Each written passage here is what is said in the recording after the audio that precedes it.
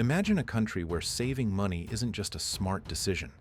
It's a survival instinct, where families think not in months or years, but generations, where citizens put aside nearly half their income, even when others tell them to spend more. Now, imagine that country using its savings not just to weather storms, but to quietly prepare for a future no one else sees coming. That country is China. For decades, Western economists criticized China's approach. They said the Chinese people were too cautious, too hesitant, too unwilling to consume. They pointed to America's booming consumer culture, proudly fueled by debt and endless spending, as the better model. But now, cracks are appearing. While the United States faces record-high debt levels, inflation spikes, and political gridlock, China stands on a very different foundation, one built on savings, patience, and strategic investment. The shocking truth? China's so-called problem may actually be its greatest hidden advantage. In this video, we'll explore why the culture of saving runs so deep in China, and how it gave the country an edge few in the West truly understand. We'll uncover how those billions saved fueled one of the most ambitious infrastructure booms in human history.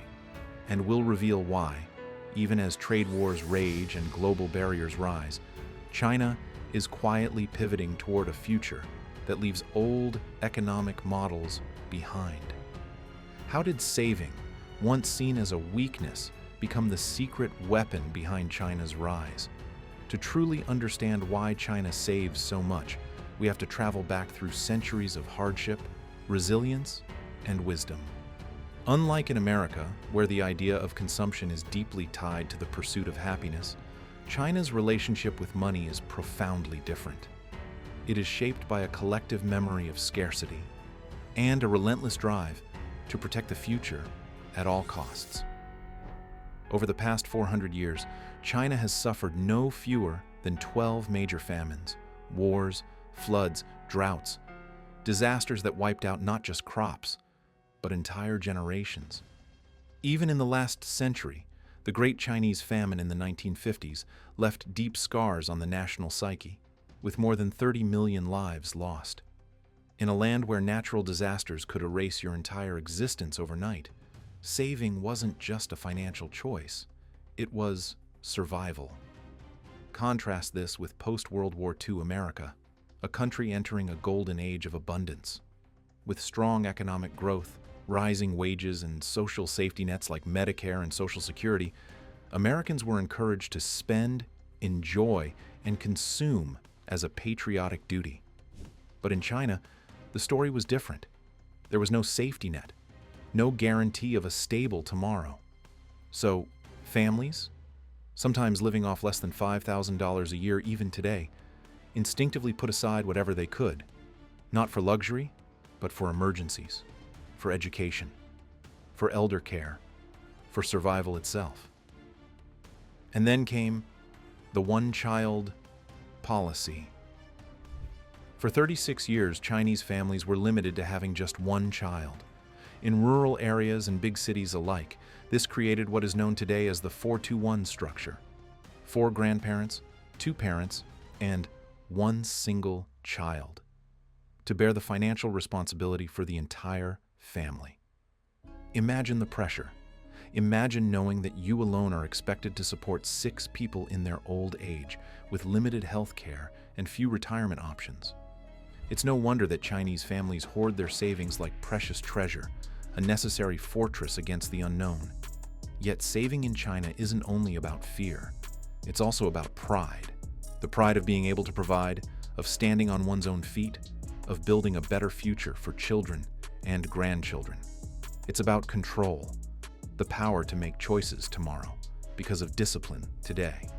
Meanwhile, across the Pacific, American households were going in the opposite direction. Credit cards, easy mortgages, student loans, the entire U.S. economy became a machine built on borrowing. Spend now, worry later. Consumption became a cultural virtue. But saving? Saving was seen as boring, as unnecessary, as pessimistic.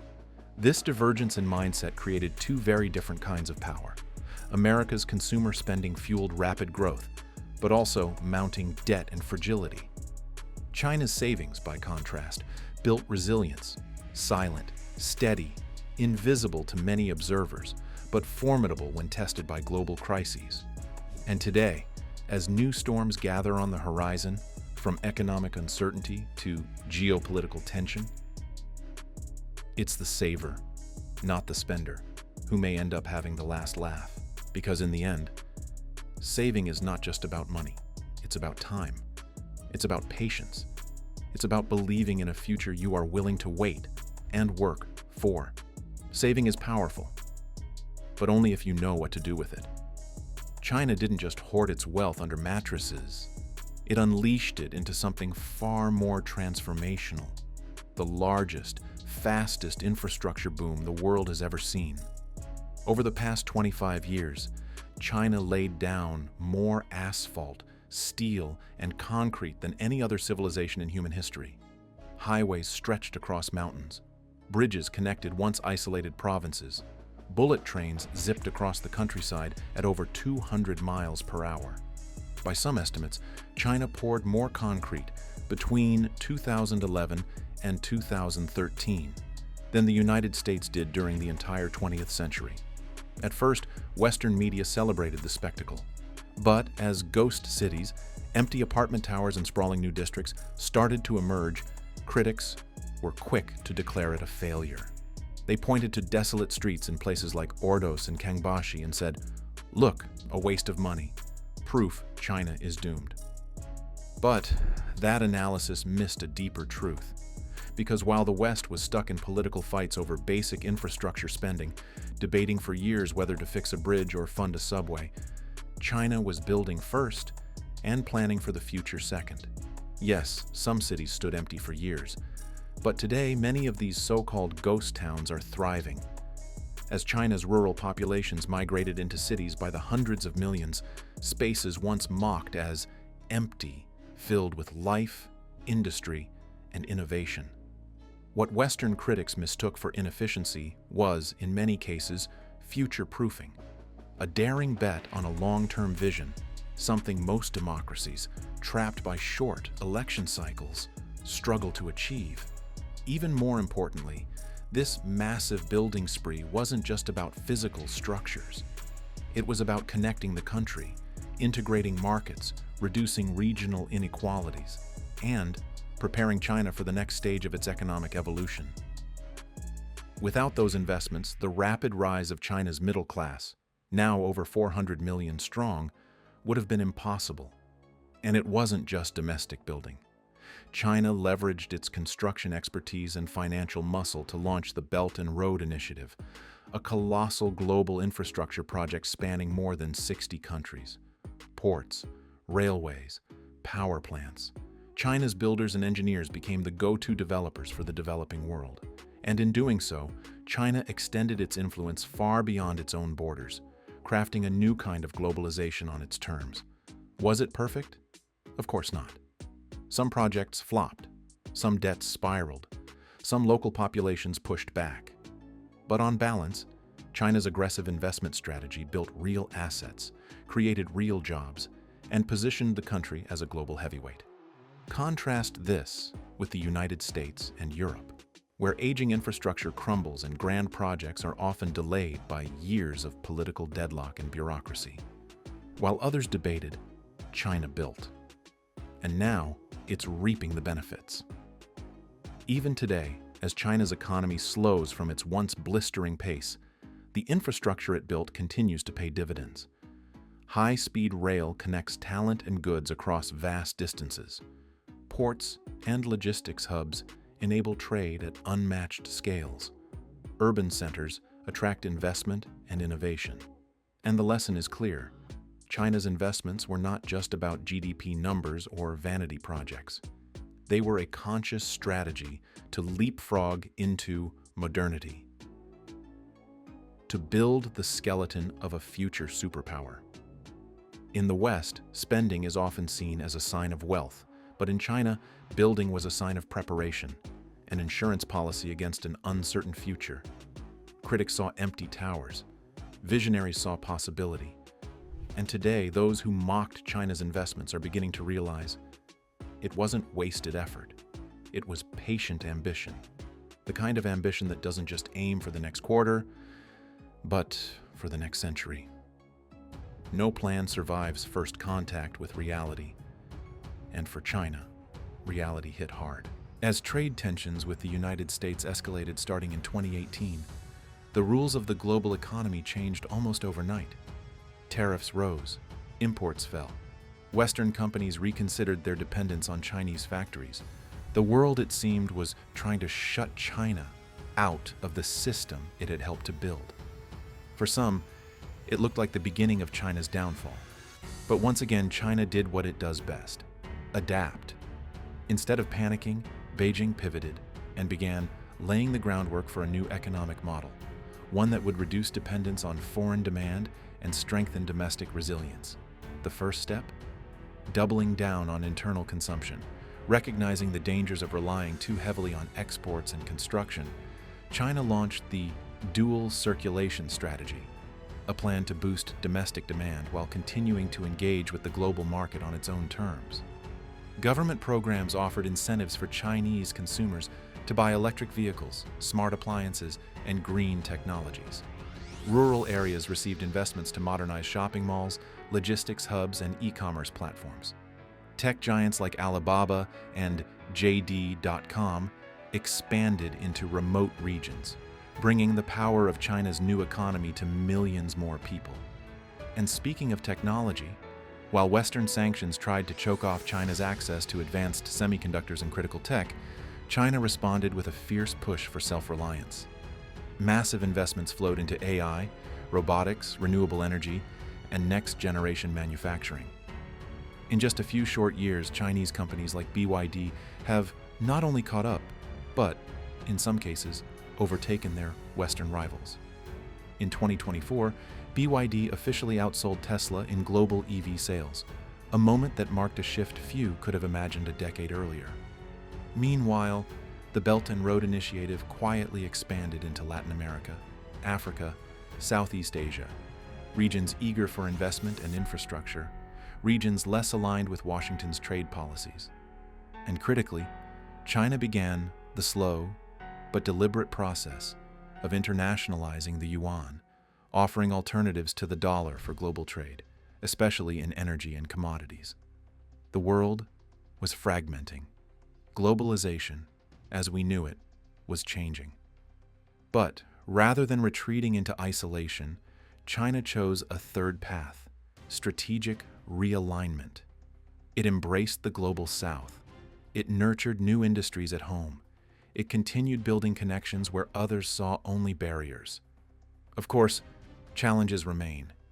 Export growth has slowed. Foreign investment is more cautious. And the U.S. continues to lead critical segments of high-end tech. But here's the difference. China now understands that its future cannot rest solely on selling cheap goods to Western consumers. It must build, innovate, and consume within its own borders, while offering an alternative vision for the rest of the world. And that's exactly what it's doing. In the West, the trade war was framed as a punishment, a blow China would struggle to endure. But in Beijing, it was seen differently, as a harsh but necessary push to accelerate transformation. A setback? Maybe. But also an opportunity. Once again, where others saw crisis, China saw a reason to pivot, and to prepare for a future not dictated by anyone else's rules. In a world obsessed with spending, it's easy to forget that real strength often comes from what you don't spend. China's high savings rate, mocked by some, misunderstood by many, has quietly become one of its greatest shields against the storms of global finance. While the average American household is burdened with mortgage debt, credit card debt, student loans, and car payments, the average Chinese family approaches money very differently. They save. They plan. This difference becomes glaringly obvious in times of crisis. Take the 2008 financial meltdown. As Western economies collapsed under the weight of bad loans and overspending, China weathered the storm relatively intact. It was able to launch a massive stimulus program, one of the largest in history, because it had the fiscal resources to do so without risking national bankruptcy. Savings at a national level meant options. Fast forward to today. The United States is grappling with over $34 trillion in national debt, a staggering burden that increasingly limits its flexibility. Meanwhile, China's government debt, although rising, is backed by vast reserves of foreign currency, gold, and an extraordinary level of household savings that acts as a buffer against internal shocks. The consequences ripple far beyond finance. Because Chinese citizens are used to saving, they're also used to patience.